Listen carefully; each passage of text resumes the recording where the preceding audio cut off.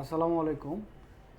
Hair transplant centre Uttara থেকে doctor Zakaria বলছি। আমরা আজকে আমাদের একজন পেশেন্ট, আমাদের খুব কাছের, আমাদের ডাক্তার আব্দুস সবুর সাহেব, ওনার হেয়ার ট্রান্সপ্লান্ট সার্জারি করেছি। তো ওনাকে সাথে নিয়ে আমরা আপনাদের সাথে কিছু আমাদের অভিজ্ঞতা শেয়ার করব যে আমাদের হেয়ার ট্রান্সপ্লান্ট সার্জারিটা কেমন হলো।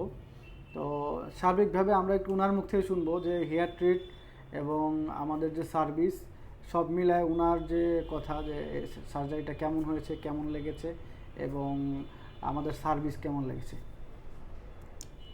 সব মিলে যদি আমি বলি, আলহামদুলিল্লাহ খুবই ভালো। আমি একটু ভয় পাইছিলাম যে কোনো সোয়েলিং হয় কিনা বা কোনো ধরনের অ্যালার্জিক রিয়াকশান হয় কিনা, এমন কোনো কিছু হয়নি। তবে আমি সর্বক্ষণিক যে সময়টা অত্যন্ত মানে কথা বলে বলে আপনাদের সাথে কাটাতে পেরেছি এবং সব মিলে সেবা আমি অনেক খুশি আলহামদুলিল্লাহ।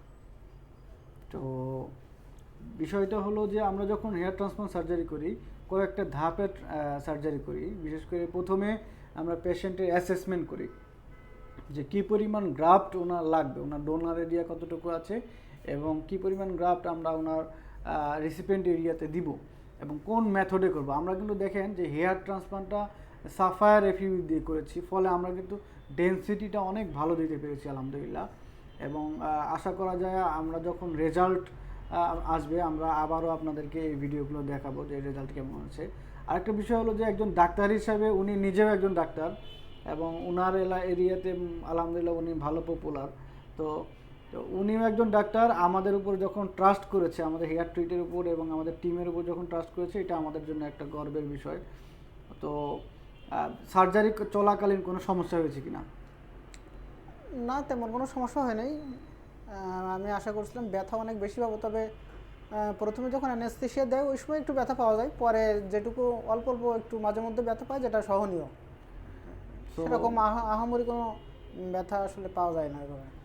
তো ব্যথার বিষয়টা আমরা বারবার বলি যে আমরা ইনসুলিন সিরিঞ্জ দিয়ে প্রথমে যখন আমরা এটা অবুজ করি ওইটুকু সময় একটু ব্যথা পাওয়া যায়, পরবর্তীতে যখন আমরা গ্রাফগুলো উঠাই অথবা বসাই তখন কিন্তু এরকম ব্যথাটা থাকে না। আর হেয়ার ট্রান্সপ্লান্ট সার্জারি একটা কিন্তু লম্বা সময়ের সার্জারি, এটা আপনাদের মাথায় রাখতে হবে যে এটা কিন্তু আমরা প্রায় 7 ঘন্টা 8 ঘন্টা ব্যাপী সার্জারি করি। তবে ট্রান্সপ্লান্ট করাকালীন সময়ে বিরতি নেওয়া যায়, রেস্ট করা যায়, ওয়াশরুমে যেতে পারে, তাই তো? আমি আমি একটু টেনশনে ছিলাম যে নামাজ কিভাবে পড়বো। সেক্ষেত্রে আপনারা আমাদেরকে একটু সহযোগিতা করে আমাকে 2বার নামাজ পড়ার সুযোগ করে দিয়েছেন এবং এর মধ্যে খাওয়া দাওয়া করছি আলহামদুলিল্লাহ। সব মিলাই মানে সময়টা অনেক ভালো মানে ছিল আর কি। এই এই যে 8 ঘন্টার সময় কিন্তু আপনার বোরিং যাবে না, আমাদের টিমের সাথে আপনার কথাবার্তা, আপনার ওয়াশরুমে যেতে হলে ওয়াশরুমে যাবেন, মাঝখানে আমাদের টি ব্রেক থাকবে, তো স্ন্যাক্স ব্রেক থাকবে, ওই সময় আপনার লাঞ্চের ব্রেক থাকবে। এই ব্রেকগুলোর মাধ্যমে আমরা কিন্তু আবার সার্জারিটা একটু সহজ করার চেষ্টা করি, যাতে বড় লম্বা একটা সার্জারি যাতে খুব সহজভাবে হয়। তো সার্বিকভাবে আপনারা যারা হেয়ার ট্রান্সপ্লান্ট করতে চাচ্ছেন, আমার মনে হয় যে আপনারা নির্দ্বিধায় চলে আসতে পারেন। ডাক্তার সবুজ সাহেব যেরকম আমাদের উপর আস্থা রেখেছে, আমরা আশা করি যে এখন পর্যন্ত আমরা অনেকজন ডাক্তারের সার্জারি করেছি। আপনারা আমাদের আগের যে ভিডিওগুলোতে দেখেছেন যে আমরা এর আগেও কয়েকজন ডাক্তারের সার্জারি করেছি। তো ওনারা যখন আমাদের উপর আস্থা রাখে, এটা আমাদের জন্য অনেক গর্বের বিষয়। আমরা চাই যে আপনারা যারা হেয়ার ট্রান্সপ্লান্ট করতে যাচ্ছেন আমাদের কাছে চলে আসুন এবং অ্যাসেসমেন্ট করান।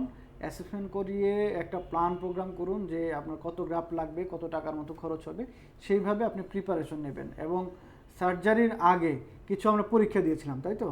যে ফিটনেস পরীক্ষা বলে, যে ভাই অবশ্য আপনাদের এটা ভালো বলতে পারবে যে আমরা কী কী পরীক্ষা দিয়েছিলাম। একটু পরীক্ষাগুলো সম্পর্কে আমরা একটু ভাইয়ের কাছ থেকে শুনবো। আমি মূলত সিবিসি, আরবিএস, তারপরে বিটিসিটি যেটা ইম্পর্টেন্ট টেস্ট, সাথে ইসিজি এবং